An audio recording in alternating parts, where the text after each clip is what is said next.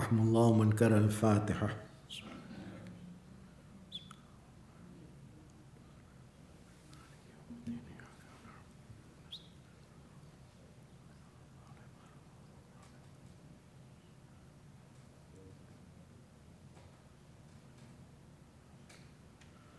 أعوذ بالله من الشيطان الرجيم.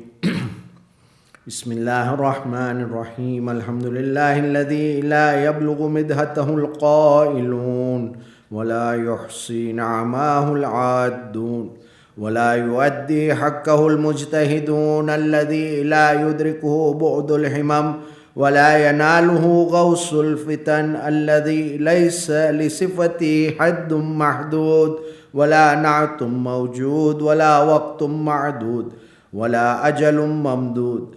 فطر الخلائق بقدرته ونشر الرياح برحمته ووتد بالصخور ميدان أرضه. والصلاة والسلام على أشرف الأنبياء والمرسلين خاتم النبيين محمد صلى الله عليه وآله وسلم. والصلاة والسلام على أهل بيته الطيبين الطاهرين المعصومين المظلومين ولعن الله على أعدائهم أجمعين. قال الله سبحانه وتعالى في كتابه المجيد وفرقان الحميد. بسم الله الرحمن الرحيم. وعد الله الذين آمنوا منكم وعملوا الصالحات ليستخلفنهم في الأرض كما استخلف الذين من قبلهم وليمكنن لهم دينهم الذي ارتضى لهم وليبدلنهم من بعد خوفهم أمنا يعبدونني لا يشركون بي شيئا ومن كفر بعد ذلك فأولئك هم الفاسقون. آمنا بالله وصدق الله العلي العظيم. السلام عليكم ورحمة الله وبركاته. Our discussion has been on the time of the return of the Imam of our time, Imam Al-Hujjah Ajjalallahu Ta'ala Farajahu Sharif. And we have discussed a couple of things on this reality that it will happen. When it will happen, it is in the hands of Allah Subhanahu wa Ta'ala and the will of Allah Subhanahu wa Ta'ala. But once again, looking at the ayah that we have just recited, it says, this is ayah number 55 of Surah Nur, when Allah says, Allah has promised to those of you who believe and do good that He will most certainly make them rulers in the earth, as He made rulers those before them, and that He will most certainly establish for them their religion which He has chosen for them, and that He will most certainly after their fear give them security in exchange. They shall serve me, not associating aught with me. And whoever is ungrateful after this, those it is who are the transgressors. Now, in the reality of the Imam and the return of the Imam, we have discussed a couple of ayahs. There are many ayahs, as we have intimated earlier, that there are more than 140 ayahs in the Quran, besides the very many ahadiths that tell us about the return of the Imam. However, very quickly we will go through the 5 ayahs that we have discussed, and that is, there is going to be a period in which the shaitan will have ended his respite from Allah, and therefore he may not be there, or he may not be effective. Second is that Islam will prevail upon all religions, and this is a promise of Allah subhanahu wa ta'ala, even if those who do shirk and even the polytheists, even if they don't like it. The third is those who are apparently deemed weak in the land. They are not weak, but they are deemed weak to inherit the earth. They are going to be the inheritors of this earth. And then there is the fourth principle, which is the avenging of the blood of Abu Abdullah al-Hussein salawatullahi wa salamu alayh, and a revenge that will be taken from his killers and those who did dhulm upon him, and that is yet to happen. Finally, this ayah is what we discussed last time, and that is the principle of those who, the earth to be ruled by those who are believers and do good. And we know for a fact that Amir al-Mu'mineen Imam Ali ibn Abi Talib salawatullahi wa salamu alayk and his 11 rightly guided sons, there is no match for them. They are the highest level of believers and doing of good, and they are to establish their rule. Not only will their rule be established, Allah says that He will establish their way of life. Their way of life is none other than the life of Rasulullah, and therefore Allah will establish them on land and will give them security and establish justice and equity on this earth. The emphasis is by the hadith of Rasulullah, and he says that the world will not perish until a man from the progeny of Hussein takes charge of my ummah. He will fill the earth with justice and equity, as it shall have become full of oppression and injustice. And one, this is the most important part, and one who dies without recognizing the Imam of his time will have died a death of Jahiliyyah. So we ask this question, that what is it that we need to do? Because when Allah says He will establish their rule, and Rasulullah says that we must recognize the Imam of our time during this period of ghaibah of our Imam, in which he is amongst us, but we are not in a position or cannot interact with him, though he does interact with us. And that is, what is it that we need to do? When we look at the ziyarah of Friday that we recite after Salatul Jummah every week, there is one particular sentence that we will discuss today based on this ayah and the hadith as well. And it says, we recite this, وَأَنْتَظِرُوا ظُهُورَكَ ظُهُورَ الْحَقِّ عَلَى يَدَيْكَ وَأَسْأَلُ اللَّهَ أَنْ يُصَلِّ عَلَى مُحَمَّدٍ وَآلِ مُحَمَّدٍ وَأَنْ يَجْعَلَنِي مِنَ الْمُنْتَظِرِينَ لَكَ وَالتَّابِعِينَ وَالنَّاصِرِينَ لَكَ عَلَى عَادَيْكَ. We are seeking from Allah. But before we seek, we are making it sure, and we are saying it, and we are convinced, and we have the conviction, and we say, وَانْتَظِرُوا ظُهُورَكَ وَظُهُورَ الْحَقِّ عَلَى يَدَيْكَ. I am eagerly awaiting. I am making this confession, not a confession, rather it's a conviction that I have. I am convinced that it will happen. And it says, I am eagerly awaiting your return and your establishment of haqq, which is truth and justice, at your hands. And then I say, and I beseech Allah to send blessings on Muhammad and Ali Muhammad, and to include me amongst the muntadhirin, those who sincerely await for you, those who do intidhar, and those who follow you, O Imam, and those who support you against your enemies. So here, the very first and foremost aspect is that we seek from Allah is of being amongst those who do intidhar. So what is intidhar? That is our question. Is intidhar by just saying I'm waiting for my car outside, or I'm waiting for my family? Is that what intidhar means? No, it does not mean this.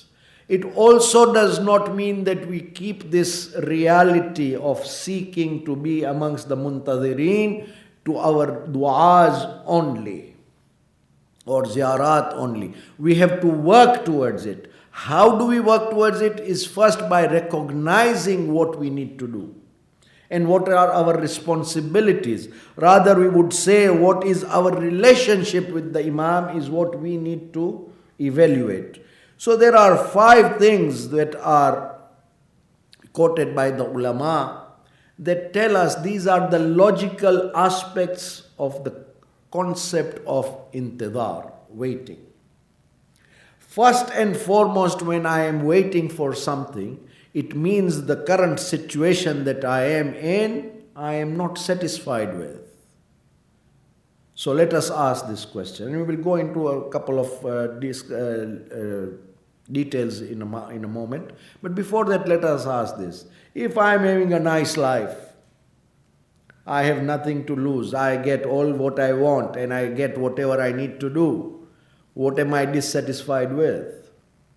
So the first and foremost is that one has to be dissatisfied with the situation that we are in.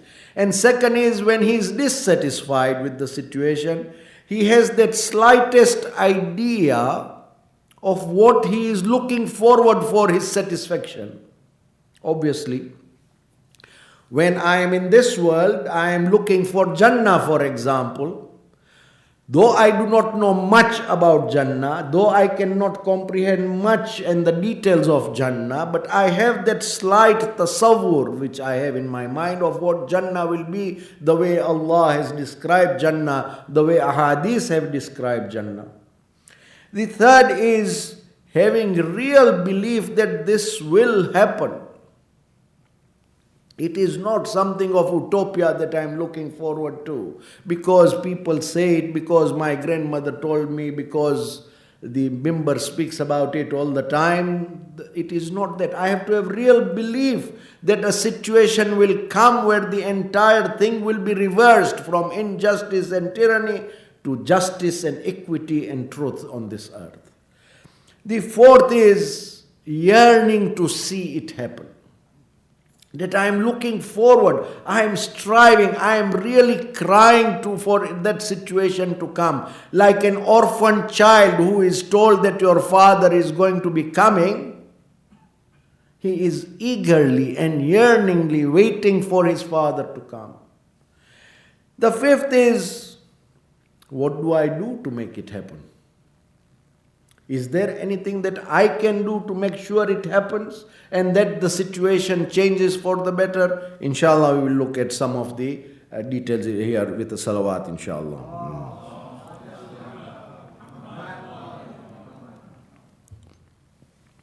When we say a person is dissatisfied with the situation, it means not the mundane things that I don't have.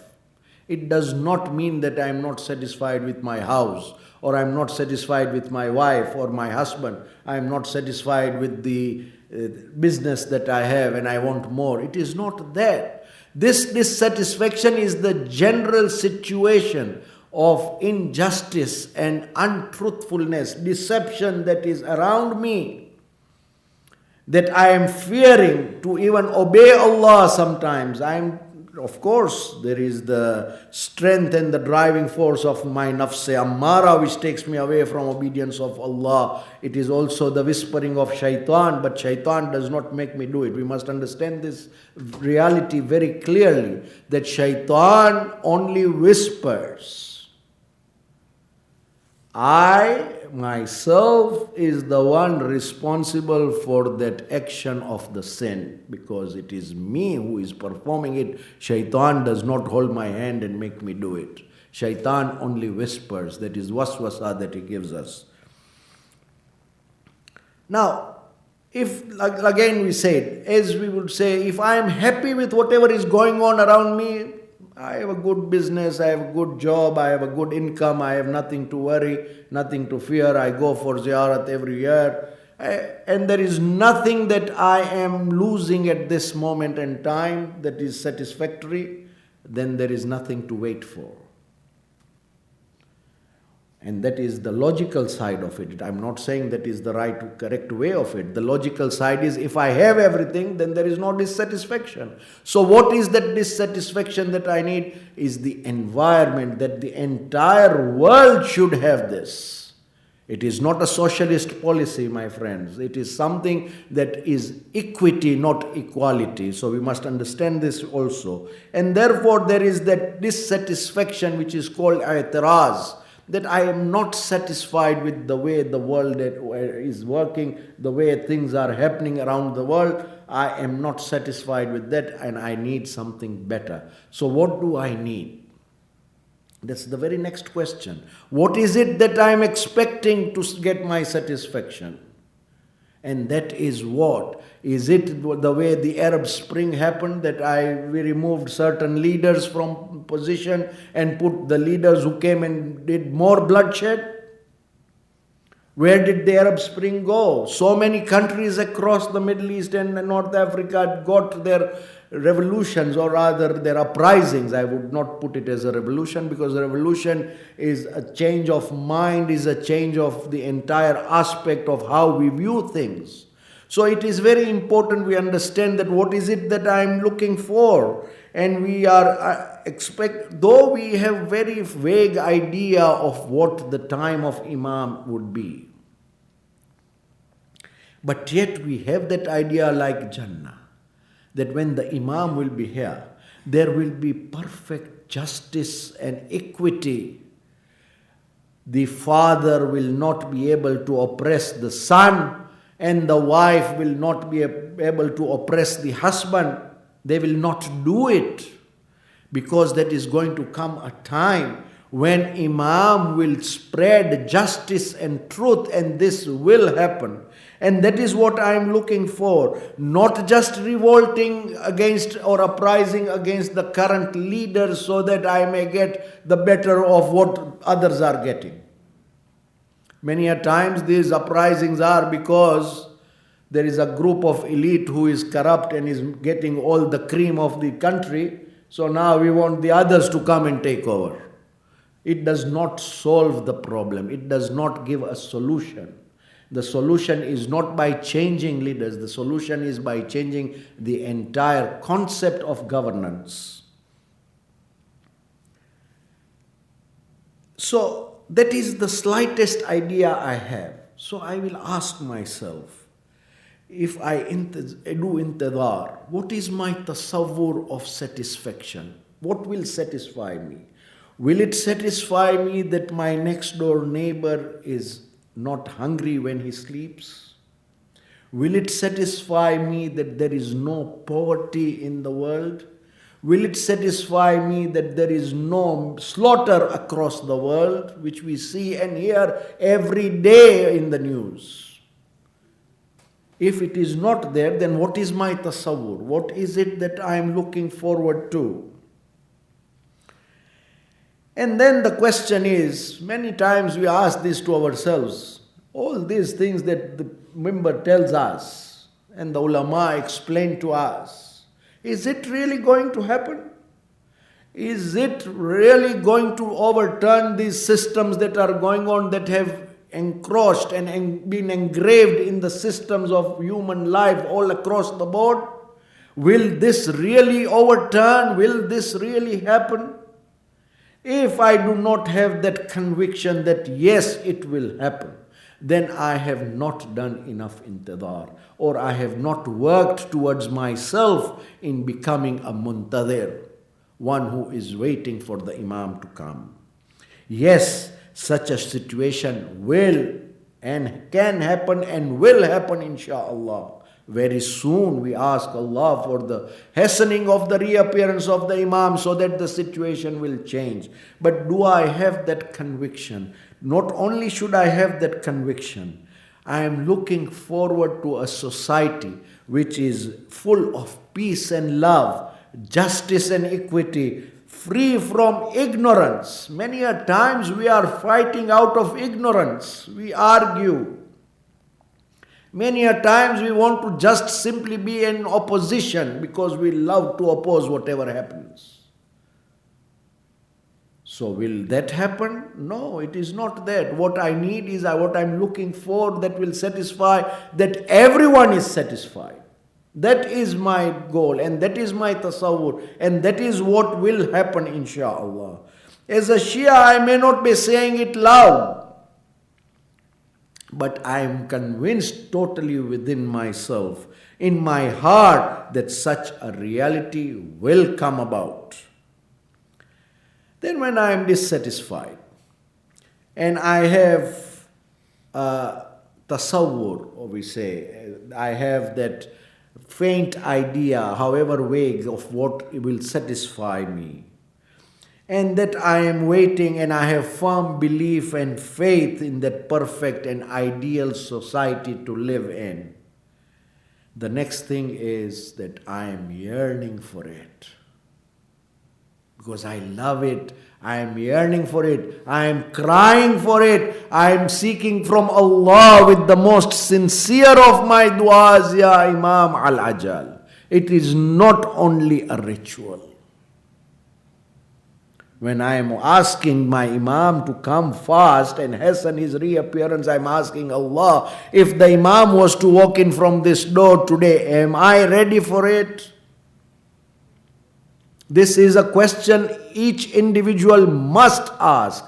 Am I ready for the Imam's governance? Am I ready for that time? And if I am, then I am yearning for it. I am crying to Allah to hasten his reappearance. And this is very important because the Imam himself says he is waiting for us to be ready for him so that he may come faster. Many of us will say, oh, okay, this is a nice utopian idea. It will be worth looking at it when it happens. Interesting. It's going to be interesting. Really? We are only waiting for it to be an interesting situation? Then we have not yet been convinced of the situation, nor are we convinced of that dissatisfaction, nor are we convinced of what we are looking forward to. So this is very important, that it is not interesting. We have to yearn and play our part in making it happen. And if we do not have this true urge, the way the youths of Ashab-e-Kahf had, for those of you who have seen the movie of Ashab-e-Kahf, inshallah you may want to see it again. However, those who have not, there is a beautiful serial that has been made by the Iranian film industry about Ashab-e-Kahf based on the Quran and Ahadith. And this shows us a very important aspect, that these youths of Ashab-e-Kahf were those who were yearning to see that the deen of Allah be there all over, and that it is spread where people would obey and people would be in obedience to Allah without any fear. That is what we should yearn for, and that is what we have to be. Become like the youths of Ashab-e-Kahf, to spread deen, to make sure that this deen will be spread all across us. Sallu ala Muhammad wa ala Muhammad. Now that I have looked at all this, I am not satisfied with the way things happen. I have a vague idea of how it will happen. I have a firm belief that it can and will happen. I cry and yearn for it to happen so that I may be a part of it. That is what we are asking, that we are going to be amongst your helpers and fight your enemies. Who is Imam's enemies? Is it enemies because of XYZ mundane issues? No. The enemies of Imam are those who are the enemies of Islam. The enemies of Islam are those who are enemies of Rasulullah. The enemies of Rasulullah are those who are enemies of Allah. Imam is not going to fight for petty things, mine and yours, the way we do. Imam's establishment of that government is based on the deen of Allah. And enmity to the deen of Allah is enmity to the Imam. And therefore, now I need to see, what is it that I can do? What is it that I need to do to make sure that this happens and quicker before my life ends?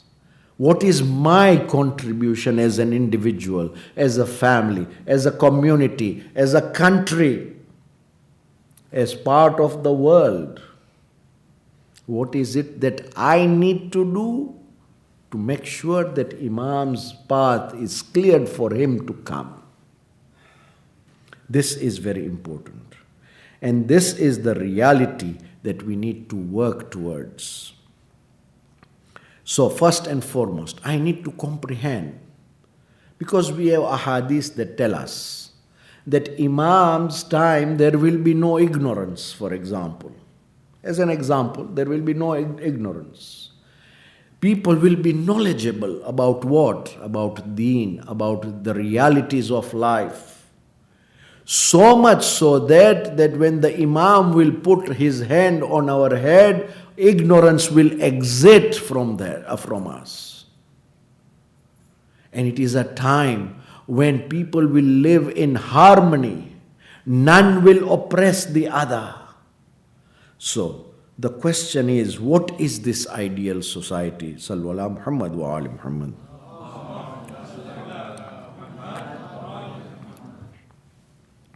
The first and foremost thing is that it is a time in which there will be no policemen. Many times we hear there are police in the haram who want to tell us this is bid'ah and this is haram. And if you do something that they don't like, they start beating you up. At that time, there will be no police. Who will be the police? Ourselves upon ourselves. We will be our own police. And if there are any police, that is only for certain reasons only, but generally we will be our own policemen. Am I my own policeman today? So I need to work if I am not there yet. This is the message. This is intidar, that I need to become my own policeman, that I stop what I am doing that is a disobedience to Allah, that will displease Allah and His Prophet, and thus displease the Imam of my time. So this is the first and foremost thing. And there will be sincerity, such sincerity, that even if there are any misunderstandings amongst people, these will be solved by just as salawat. If there are any issues amongst mu'mineen, it is going to be solved by a salawat. That is how sincere this period will be. It is not utopia, it is a reality that will happen. And if I am yearning for it, and if I am wanting to be in that part, I have to start with this. I don't have to rush to the courts and start filing damages and whatever, etc., etc. That is the trend. I don't have to be part of the trend. I have to set the trend for pleasing my Imam. That is important. There will be so much prosperity that there will be no greed at that time. Another example. That the earth will reveal and will bring about all its treasures. The skies and the heavens will shower everything that of tawfiqat that it has, that Allah has granted it. That is the time that I am looking forward. But it is not the material side of it. It is very important we understand the spirit of it. The spirit is only for the pleasure of Allah subhanahu wa ta'ala.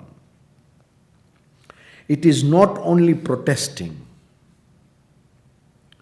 Protesting that, oh, I don't like the situation. Okay, so what will help me? What is it that will make it? All right, I don't like this committee of the Jamaat, I'll bring another one. But what is important is that the new committee that will come, is it going to establish Allah's deen? Whether it is at community level, whether it is at family level, whether it is at the country's level or local level, does not matter. The principles are the same. We have to establish Allah's deen. And if we look at the revolution of Iran, we see Ayatollah Khomeini's entire system of how he created that revolution.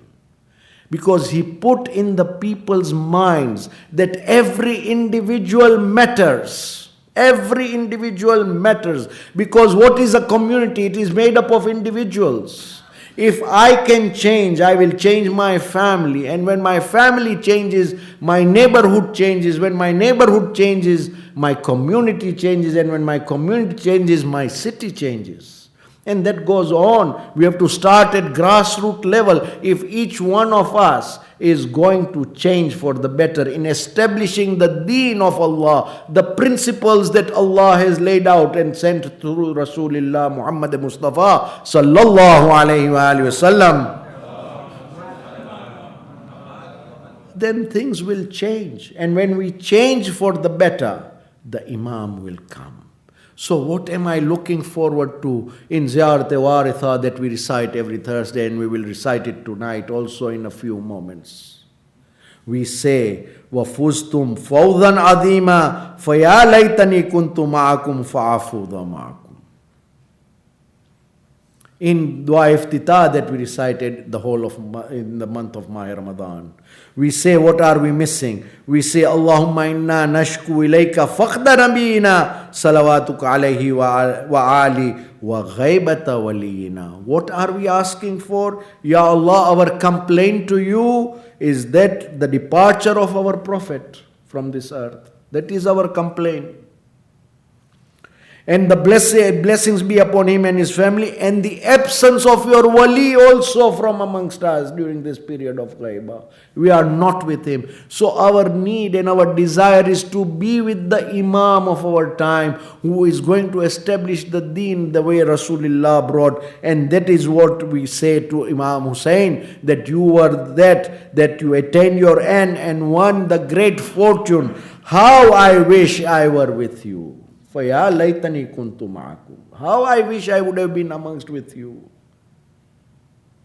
The question is, if we are going to not even obey the wajibat or keep away from the muharramat of that Allah has given to us, are we really serious in looking forward for the time of the Imam?